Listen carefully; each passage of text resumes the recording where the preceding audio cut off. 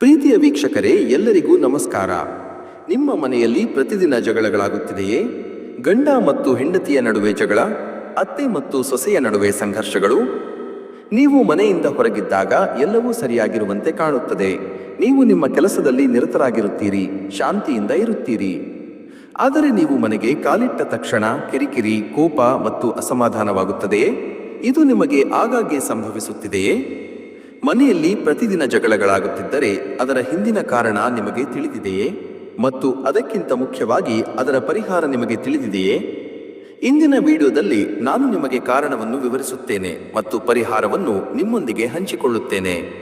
ಇದನ್ನು ನೀವು ಮಿಸ್ ಮಾಡಿಕೊಳ್ಳುವ ಮೊದಲು ಈ ವಿಡಿಯೋವನ್ನು ಸೇವ್ ಮಾಡಿಕೊಳ್ಳಿ ಮತ್ತು ನಮ್ಮ ಪುಟವನ್ನು ಫಾಲೋ ಮಾಡಿ.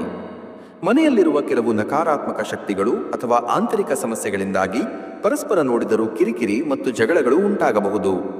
ನಿಮ್ಮ ಮನೆಗೆ ಮತ್ತೆ ಶಾಂತಿ ಮತ್ತು ಸಾಮರಸ್ಯವನ್ನು ತರಲು ಸಹಾಯ ಮಾಡಲು ನಾನು ನಿಮ್ಮೊಂದಿಗೆ ಒಂದು ಶಕ್ತಿಶಾಲಿ ಮಂತ್ರವನ್ನು ಹಂಚಿಕೊಳ್ಳುತ್ತೇನೆ.